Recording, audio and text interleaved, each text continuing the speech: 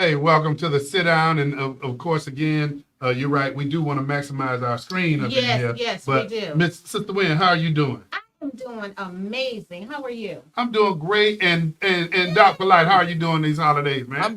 I'm doing wonderful. I heard you was a Wonderful. chef doing Thanksgiving, brother. Yeah, I did something different this year. I brined my my chicken. I Yeah, we brined were my having that turkey. conversation. Brian, and I'm gonna let Doc go through this. And you know what? To the sit down audience, hey, welcome back, welcome back. I know we've been on a break.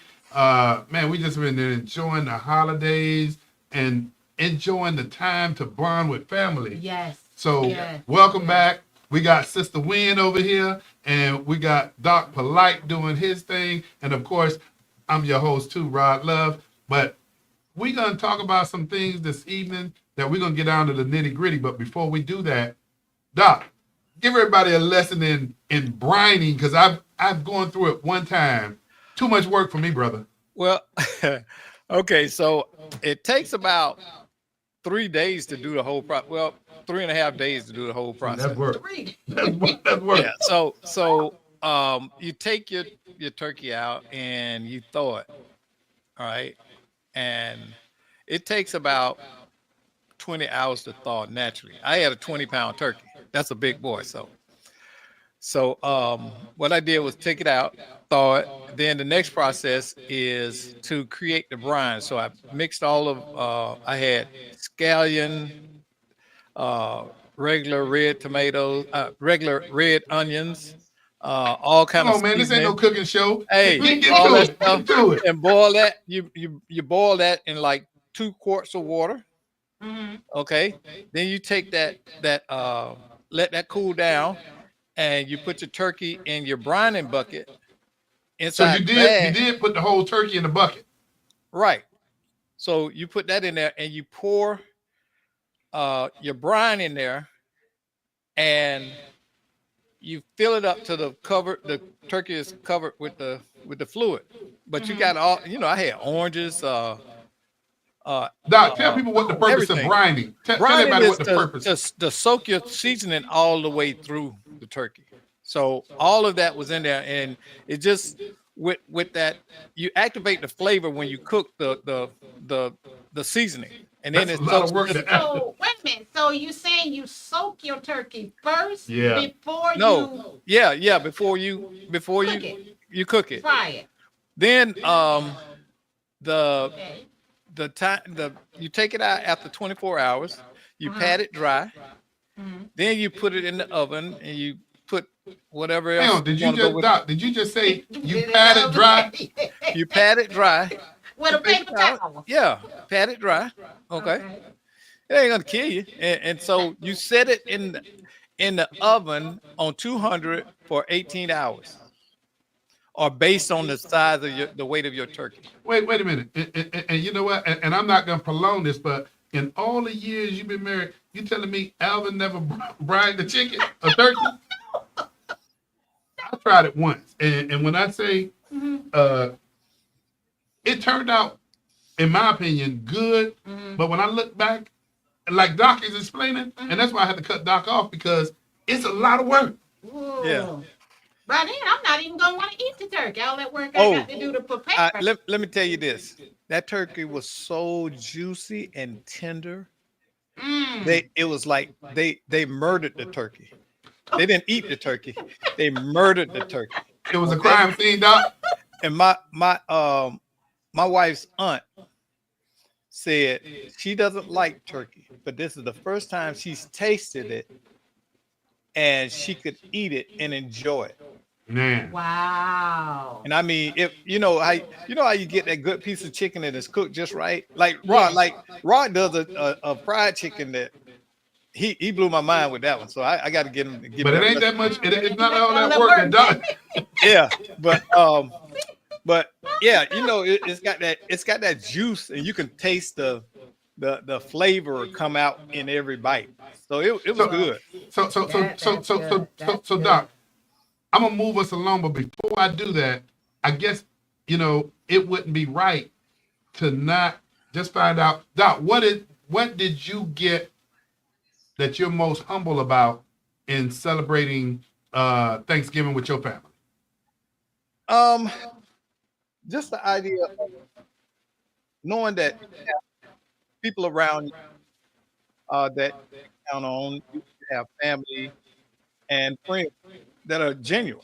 I've worked to get here. Everybody along your journey ain't your friend, and everybody in your family ain't for you.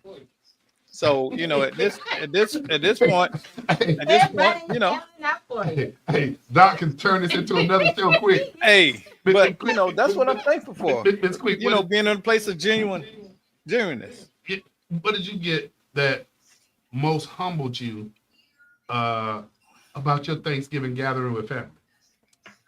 I would say my grandkids, just to sit back and just listen to their conversation at an early age. And my granddaughter that's here with us from Milwaukee, I had her in the kitchen with me preparing it. Oh man! And it was something she said she never done with her mother. How old at is she? home. 7. Man, she'll remember that.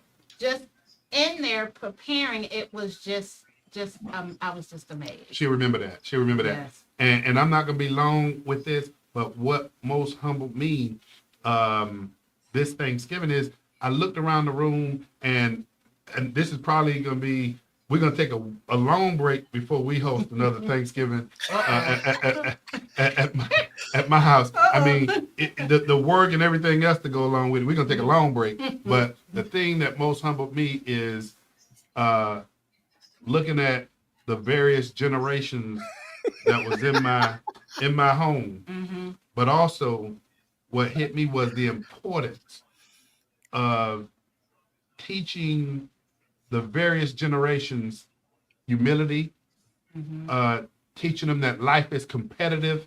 You don't, and this is one of Doc things, and I'm like I said, I'm gonna be brief, and that's what we want to hit them points and stick them and move. But something that Doc talk about, and that is, you don't get participation points in life just for living. You got to be competitive. You got to excel. And when I looked in that room, I looked at generations and I just thought to myself, and I hope and pray that the adults in the room continue to be adults in the room and teach so that those younger generations can excel. So that's all I got to say about it. But I will say, I got a question for you. What's that? You saw me up here when you started talking about your family and stuff. I said, let me ask Rod, was cousin there? Say that again. Was cousin there? Cousin, you know who I'm talking there. about? You know who I'm talking about?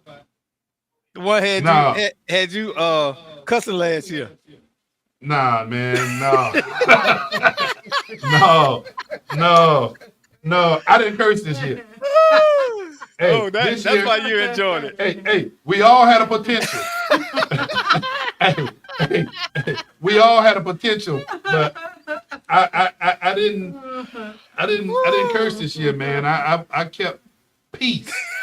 Kept the peace. It was funny, but it wasn't funny last year. But I will say this to you as well, and that is I want to congratulate my father-in-law on his nuptials this weekend. Yes.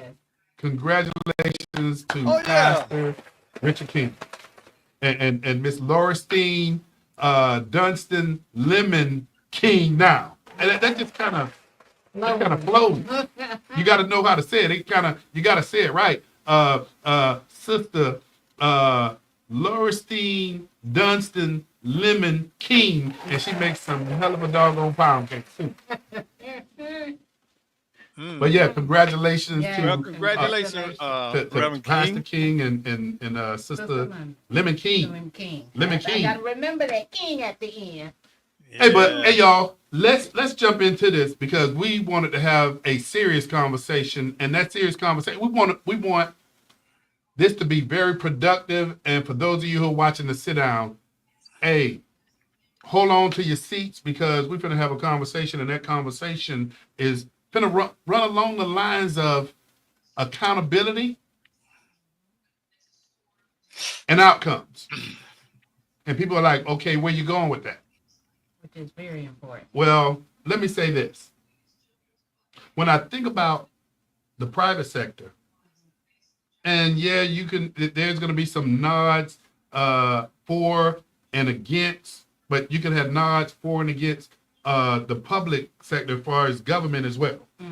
But here's something that, just an observation, and I'm going to open it up to the both of you. Over this past week, Orange County government, they awarded monies through the what's called TDT, the Tourist Development Tax Dollars, which is derived from hotel bed tax that we get from tourists. So don't confuse it to say, okay, those are my tax dollars at work. No, those are hotel tax beds at work. And the objective of that is to attract more tourists to Central Florida, to attract more tourists so that we can continue to grow and expand with workforce, with venues, the whole sorts. But here's something. Go ahead, Doc. No, go ahead. Go ahead. So here's something. When I say accountability and outcomes, I started thinking about, and I'm gonna go ahead in order. TDT revenue is strictly reserved for initiatives that enhance and promote tourism, ensuring compliance with its intended purpose. Recent allocations illustrate this business-oriented approach with millions of dollars. And you notice I didn't say millions of taxpayer dollars, but with millions of dollars designated for projects expected to deliver measurable outcomes. Something our good friend who's nationally renowned, Dr. Nelson, talks about all the time. Outcomes. You got to have benchmarks, and you use those benchmarks to determine those outcomes. Correct. So here you go, Doc. Here go this fastball to you and Sister Wynn. They awarded $14 million to the Orlando Science Center to enclose this iconic rooftop terrace with glass. Okay, It awarded $13 million to the city of Apopka to construct and improve the softball fields at the amphitheater and other facilities on the grounds. Okay, let me say this. Let me stop you before you go in too deep. On the surface, what's the job of government?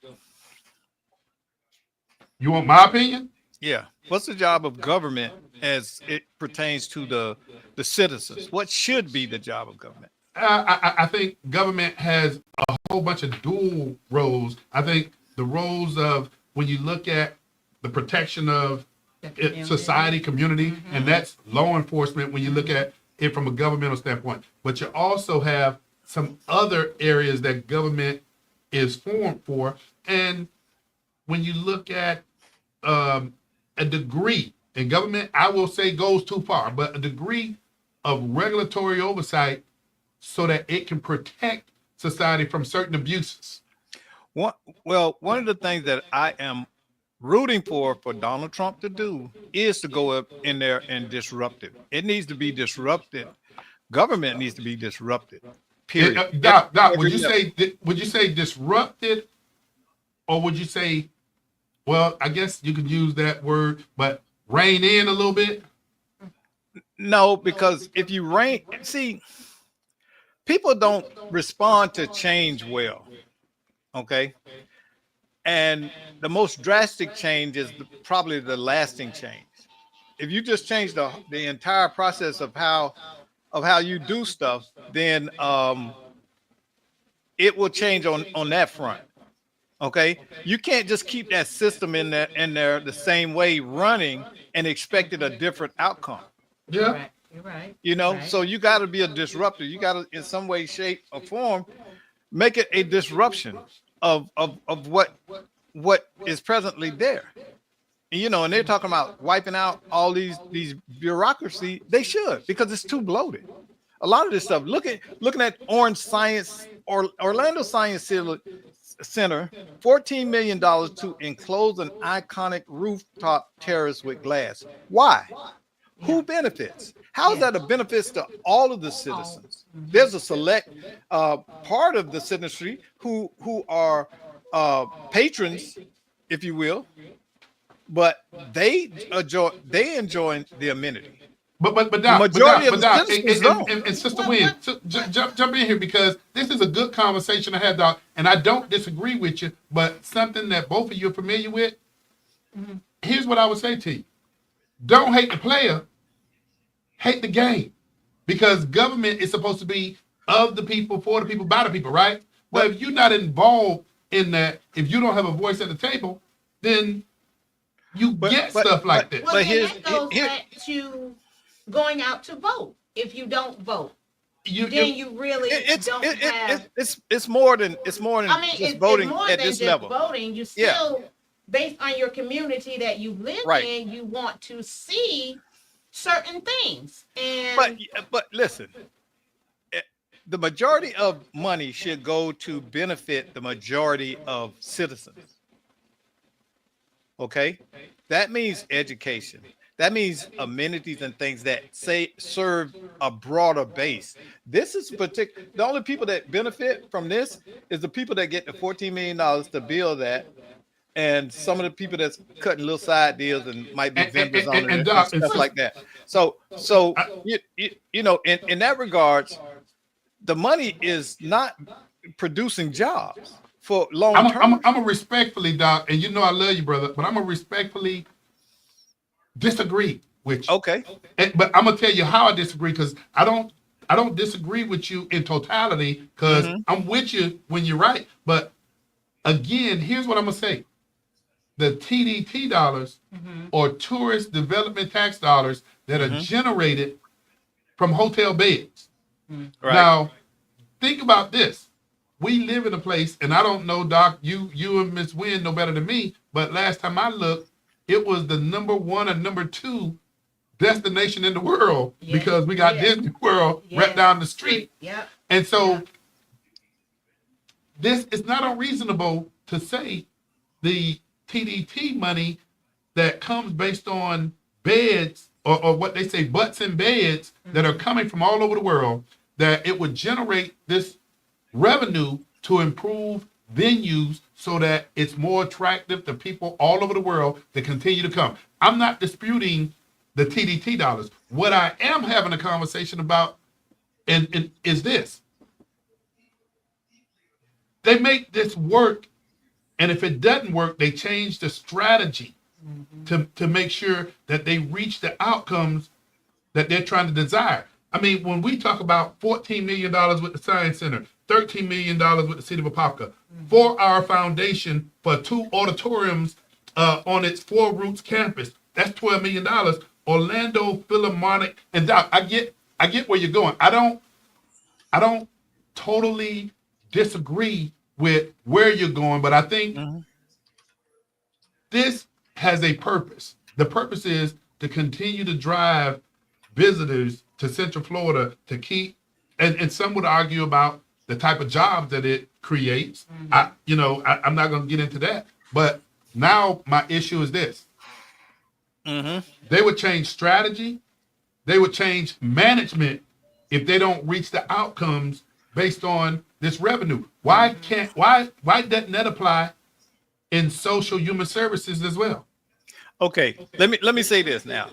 Okay, we got the Orlando County Tourism Development Tax, derived from a hotel bed tax paid by tourists, and exemplifies a focused, outcome-driven funding mechanism. Okay, and it's to enhance and promote tourism. Yeah. Okay, now let's stop right there. How much you think Disney World spends each year for tourism to get tourists to them? I mean, I don't know, but I'm sure that they spend money on advertising, marketing, and the money's not spent here, Doc. You don't spend that money here to get I people where know, you I already at. know. So why are we doubling that effort? Why are we, Well, in addition? Now, listen, hear me out, because I want you to understand this is government benefiting private business, and it should not be. Government should not be in. and that's why Right, And, that's why I disagree. right. I mean, but I'm gonna let you go ahead, Doc. and so last year, fiscal year 2023, Walt Disney World spent $6.4 billion on advertisement. Okay. But last time See, I checked, Doc, mhm, government didn't own any one of them hotels that you talking about. exactly. And But so but but why but why but but that's an operating expense. Why are we raising money to help private businesses we're succeed? not.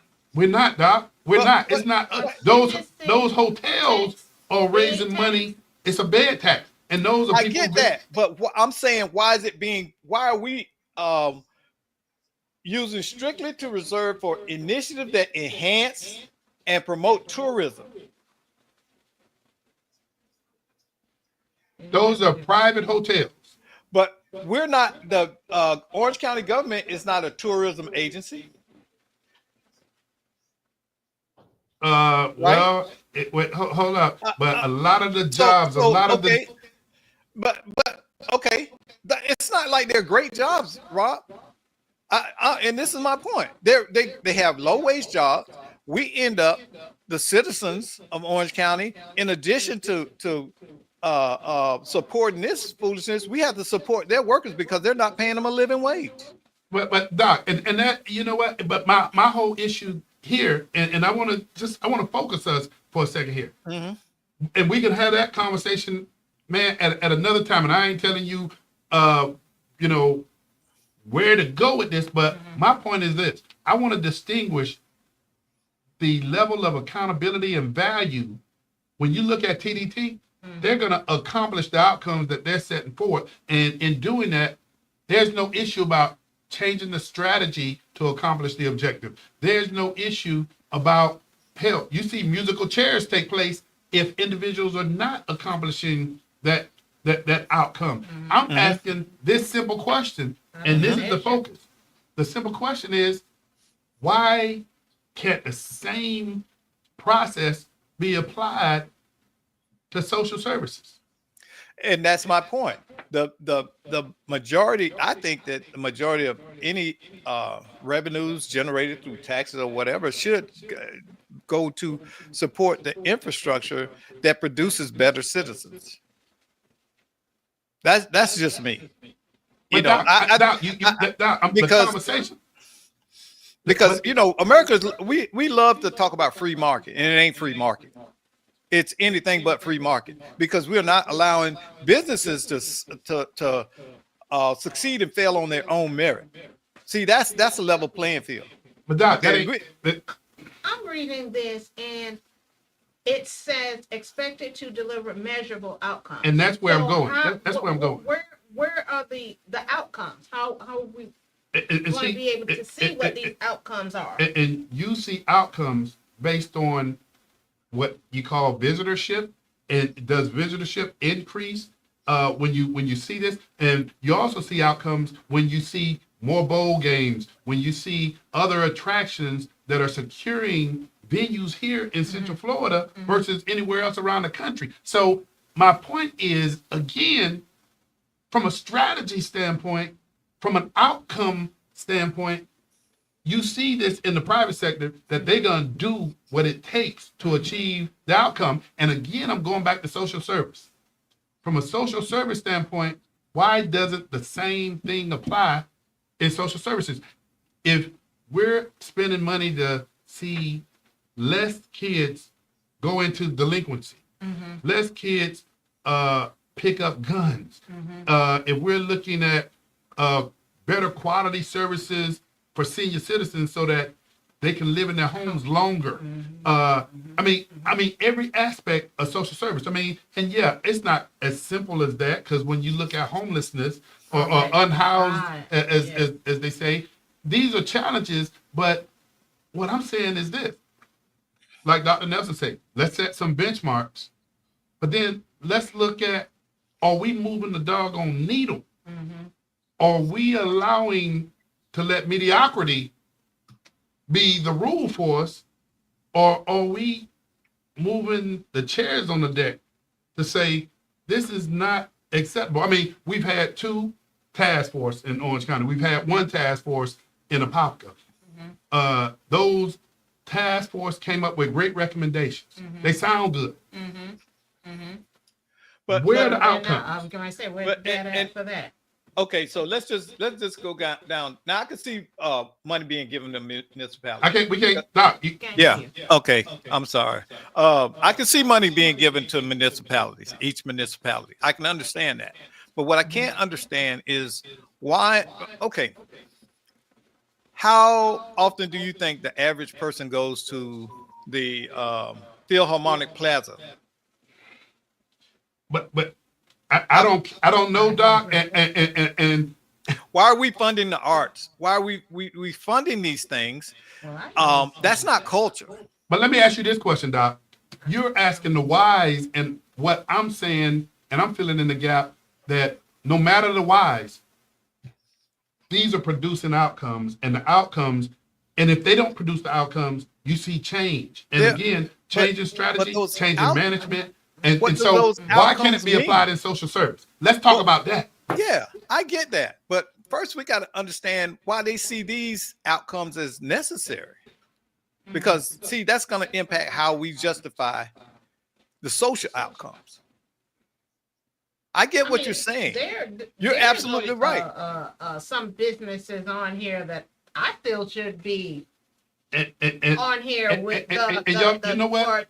tourism. Say it's ABC business. I don't care what these are Yeah. private sector businesses. Yes. I don't care the name. What I'm saying is the process and the accountability level, the outcomes, if that is transferable into, again, the social service aspect. I want y'all to It focus. should be. I get you. Okay, I'm gonna go there with you. Okay, because you're right. There should be an accountability as in this arena, and the same as social services, but it's not because. And so why not? There you go. That's what I want to talk about. Well, the number one reason, incompetence and malfeasance. It's like this. Okay, if you give me a job to build your house, okay, and the first year I come to you and I say, well, Miss Wynn, I need $300,000 up front. I need to buy the $2,500 bricks, right? 25,000 bricks, okay. And the next year I come back to you. I say, well, I need this amount of money to finish buying them bricks. Well, you told me Miss Wynn smart. You know what Yeah. she gonna say to you, Doc? what? I mean, I know Miss Wynn. But see, and that's why I'm using this analogy is because she is smart. She's gonna get it right away.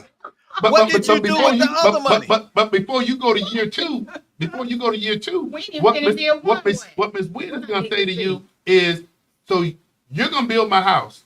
What I need to know about you first and foremost is your past performance. How many houses have you built? What is Exactly. the process, and how satisfied have people been with the house that you built? Yep. But The lawsuits, I wanna but know all but that. if she don't know what it means to build a house, what does it take? Have an idea. She can't measure. She can't determine if what you're doing is going to effectively build a house Okay, so now, because she Doc, doesn't have the expertise. And a lot of times, people are in government jobs. They don't have the expertise. They might have went to school There for you go. theory, That's the key word. I ain't gonna argue with you. and they don't have the expertise. They are a lot of them are just. Paper pushers. It's not so much as paper pushers, but there's a place for. I think. Well, I'll just say this: I've worked for the government, and the thing that I notice is there is a desire to get that job, be on that job long enough where you can retire, and it becomes almost impossible for you to get fired. And that's how a lot of people do it. They look at, they don't have daily goals set forth or expectations. What's your deliverable? In fact, I'm dealing with that situation right now with a social agency. And the lady is so inept. It took us Doc, what's going on with your camera? 4 months.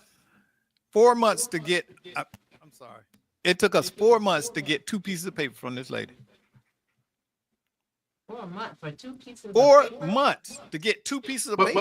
Doc, Because- that goes back to, and I'm glad you're there right now. I'm glad you're there.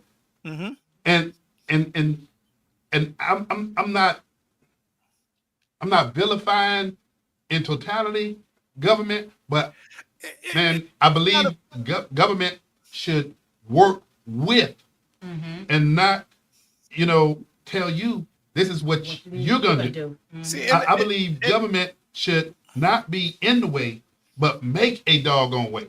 but they can't do that because we've evolved into a society where we have a problem with calling out things and holding people accountable.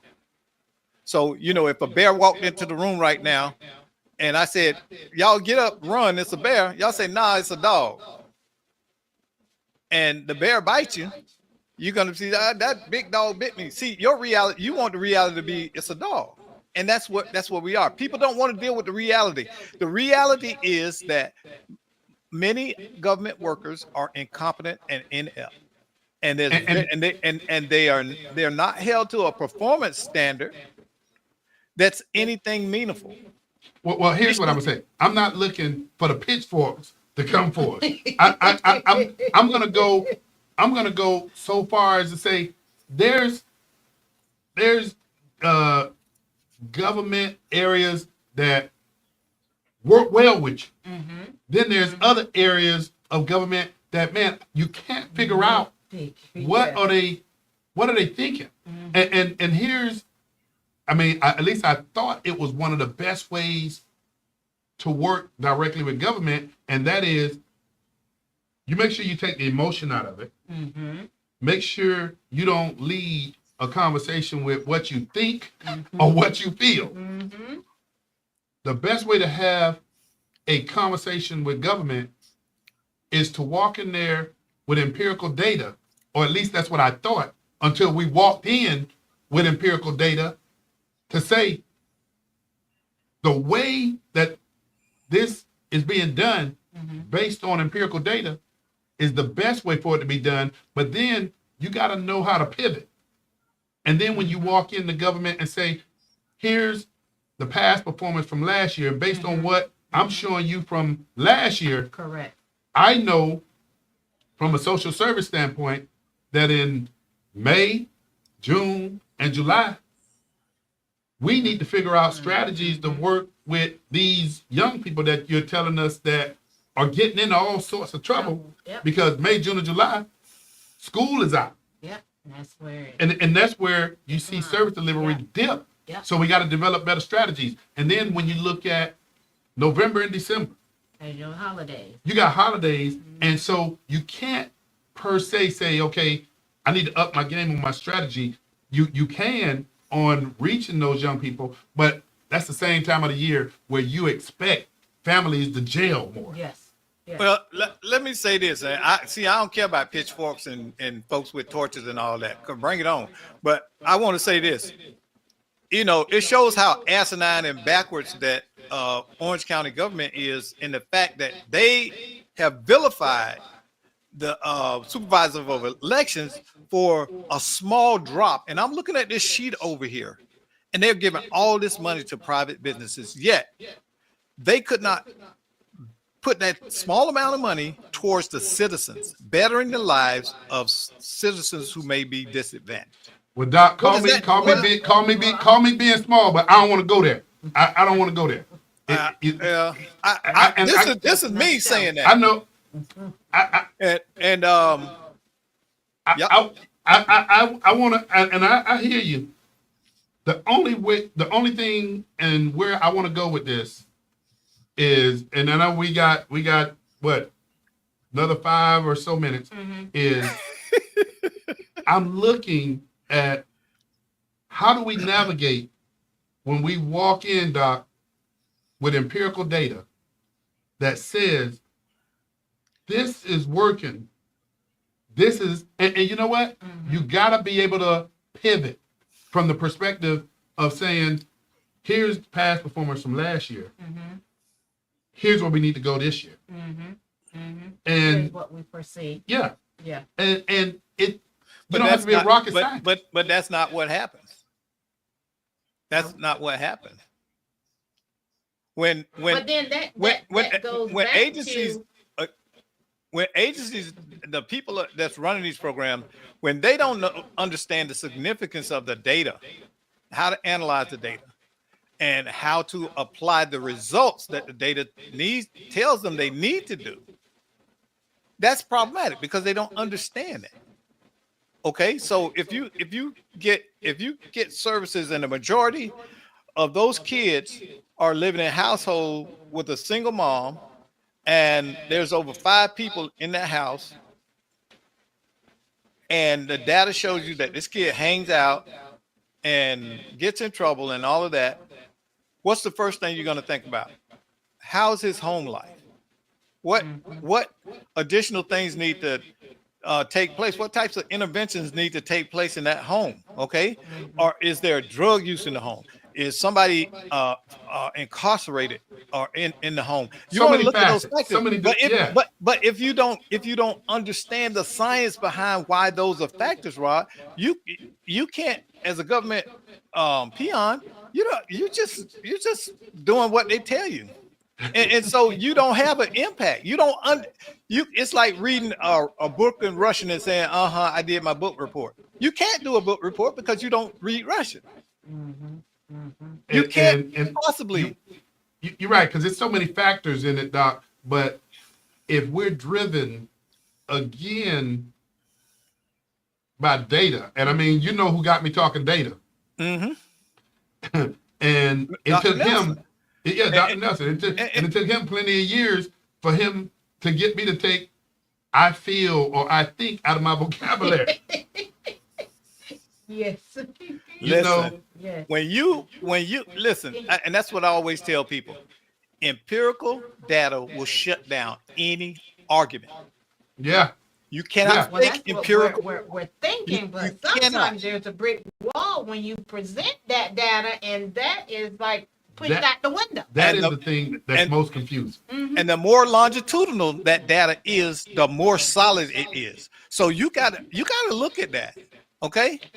If over years we see that boys in single parent homes struggle with education and staying out of trouble, then what? There's a problem with single parent homes. But don't nobody want you to say that. But the data shows you that. Well, Doc, I'm glad you brought that up because I'm going to hit you with a twofer. I learned years ago from law enforcement, and they got different names for it now, but it used to be called CompStat, to where law enforcement looked at focusing its limited resources in areas where it had data that the issues were more prevalent. So if you got more burglaries, assaults, and things of that nature, you concentrate your limited resources in those geographic areas versus areas that had no prevalence of it. Correct. So that's one area, Doc. But here's to your point. Chief Brown, who is retired from the Dallas, Texas Police Department, when he eulogized 2 of his officers that lost their life in the line of duty, he made this one statement that when you see, and this to your point about single parent households, when you see a community that 75% of the head of household happens to be a black female, there's not going to be any question in your mind that those school resource officers at those schools in those communities are going to be on overworkload, and you're going to see more school resource officers paying more attention to certain dysfunctional behaviors. And you look at the data, and it will tell you this. And so when he talked about that, but he also went along the lines of talking about a number of various things. When you see stray dogs in the community, people don't call animal control first. They call who? The police. So to your point, when you talk about single family household, Doc, I get it. You're right. So and that has led us to, instead of addressing our social issues, we've been led to criminalize it. That's why we call on the police, because everything is a crime now. It's not a societal problem. It's a criminal problem. When you're dealing with mentally ill people, I don't know how many mental ill folks I've did intervention with, never at gunpoint. I never had to intervene with anybody. I never shot somebody I went into the community and had to talk them down or get them calm and de-escalate the situation. Never. I've had to restrain them and things like that, but I never got myself in a situation because I understood going in that this person has a mental defect that is governing their behavior. Doc, you said you had to restrain them, and because we only got 1 minute left, I was going to ask you: did you actually have to physically restrain them? Did you use verbal judo? PCM. No, it's a training course you go through called PCM. Okay, And Doc, Is that when you have to right, come you behind- wrap behind around them and things wrap like them that. this? Yeah. Separate. well, It's Sister different Wynn, things. you and Doc don't be paying any attention to the clock, so I got to intervene. Sister Wynn, you got any good words for the good for the good of the order? Next week we're going to have a special guest. Okay, look Special forward to guest. that. Doc, what you got real quick? And then the next week after that, I want to get my good friend on. She has started her program back up for young girls. It's called Purple, and I want to get her on here. Tony Washington. All And- right. Okay. Okay. Hey, well, let me let the sit down audience know that we are back on. Boy, I tell you, iHeart, all the different platforms, and in order for us to make sure that we are on those platforms, we got to stay strict to the minutes that we're on air. And so we will see you next week on the sit down. Look for us on all the different podcasts and platforms. Look forward to working with you. And before you know it, we're going to be in 2025. Hey, we'll see you next Yes. week on the sit down.